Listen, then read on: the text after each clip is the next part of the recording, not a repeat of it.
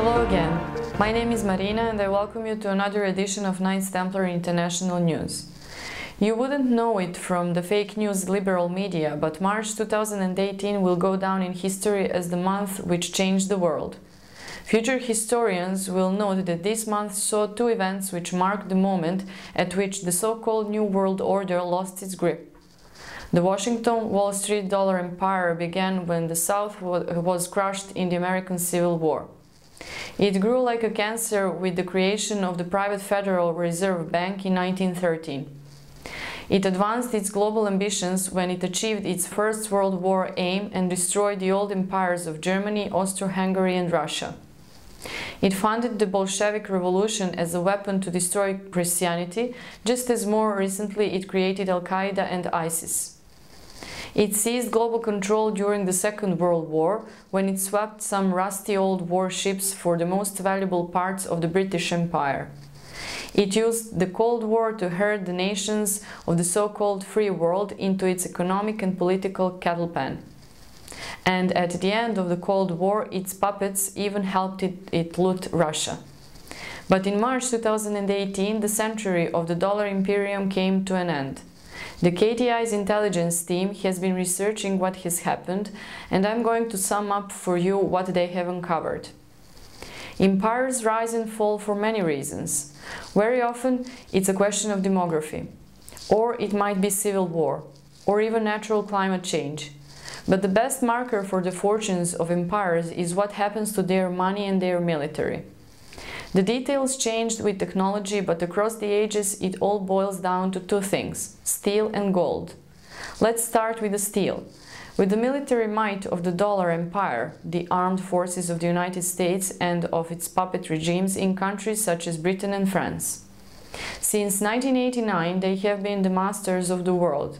Russia and China also had enough weapons to destroy the entire planet, but it was NATO which ruled the global roost.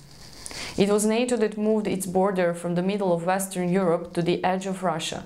It was NATO which was encircling both Russia and China with forward missile bases, bases that had the stated aim of starting and winning a first-strike nuclear war. This inhuman madness was making a nuclear war almost inevitable. The danger to us all was growing worse every day. But then, on the first day of this month, Vladimir Putin gave his annual State of the Nation address. Alongside points about domestic politics and reforms, the Russian president unveiled stunning advances in his nation's military capabilities. He showed video clips of the new arms, which included underwater drones, intercontinental missiles, and a hypersonic system which heads for its target like a meteorite. Among the systems the president announced were a nuclear-powered cruise missile with unlimited range and ability to dodge defenses, underwater drones launched from submarines, and an anti-ship missile system called Kinzhal, the Dagger. This weapon alone rewrites the book of naval warfare. It is far superior to any NATO defensive system and will simply blow any carrier battle group out of the water. The new weapons mean that Russia cannot now be attacked with nuclear weapons, while in a conventional war she will control not just the Black Sea and Eastern Mediterranean, but also vast areas of the Pacific and North Atlantic. It all means that NATO cannot now beat Russia in either a nuclear or conventional war. Russia's weapons now lead the rest of the world by decades. As you would expect, the Western fake news media badly misrepresented the speech. Putin said that in the event of an attack, Russia is prepared to use nuclear weapons, claimed all the reports. This is not what he said. Putin said that they would use nuclear weapons in the event that Russia or any of its allies were attacked with nuclear arms. This makes it clear that Russia's new and overwhelming superiority in nuclear capabilities has been developed as a deterrent and would only ever be used in retaliation for a first-strike nuclear assault by NATO powers. Since the NATO globalists now know that any such strike would lead to their total destruction, it follows that they will not do it. So, by restoring the balance of nuclear terror, Russia has just gone a very long way to ensuring that there will not be a nuclear war. Russia's actions are not aimed at destroying anyone. In fact, it's pulling a gun on a drunk, knife-waving bully in the bar. Not because you want to shoot him, but to get him to calm down and listen to what others have to say. Russia brought a gun to a neocon knife fight.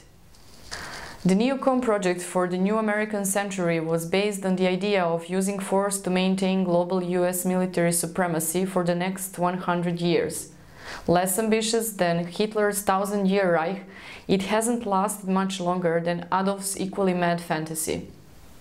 March 1st of 2018 was the day that the Washington New World Order's insane dream of military control of planet Earth came to an end for good, without a shot being fired.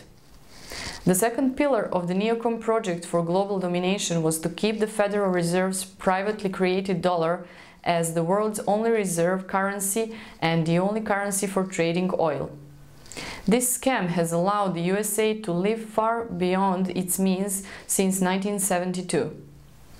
To be a global superpower despite the collapse of its own industrial base. In simple terms, the Fed has printed dollars and sold them to the world in exchange for oil and consumer goodies from China. But a report in Bloomberg on the 8th of March tells us that this too is about to change forever. The article was entitled "How China is about to shake up the oil futures market." It explains that China, the world's biggest oil buyer, is opening a domestic market to trade futures contracts. It will allow Chinese buyers to lock in oil prices and pay in local currency. This means that the petrodollar will have a rival, the petro-yuan. And since the yuan is convertible to gold, this reintroduces the gold standard, which was scrapped by Richard Nixon in 1971. It means that the more the US deep state tries to use sanctions to punish nations which refuse to obey, the quicker international trade will switch from the dollar to the new alternative. The shift is not as dramatic as the one in the nuclear balance, but it is the beginning of a change that is even more important. Because, God willing, no one will ever use nuclear weapons. But international trade and oil imports go on every day. And more of the transactions will not be done in dollars. The dollar empire's grip on the world economy will not end as dramatically as its military domination of the world, but its end is just as certain. None of this should worry ordinary Americans, because the Washington elite's plans to rule the world will never give you anything except your sons and daughters coming home in body bags from foreign wars that had nothing to do with you. And the supposedly American corporations which have ruled the world economy have been careful to keep their profits well away from the real Americans. Indeed, they have exploited Americans just as much as anybody else. Remember that the internment camps these elite criminals have built all over America are for Americans, not for Russians or Chinese or any of the other people their lying press tries to make you hate. The breaking of the military and economic power of the New World Order gives the people of the United States of America the opportunity to restore the nation they love, to be what she always should have been, a very powerful and important nation, but one whose leaders must put their efforts into serving and improving their own nation, which beats trying to be the world's policeman. So informed Americans will join the rest of us in celebrating March 2018 as a great moment in history. The moment when the satanic powers lost their grip. The moment they failed in their blasphemous bid to restore the one world government of the Tower of Babel. The failing empire may yet do terrible damage as it lashes out in its dying rage. But the elite's New World Order plan has been smashed on the rocks of reality thanks to the providential leader of the world's great Christian power, Russia. And the world is a safer place for all its children as a result. Deus vult.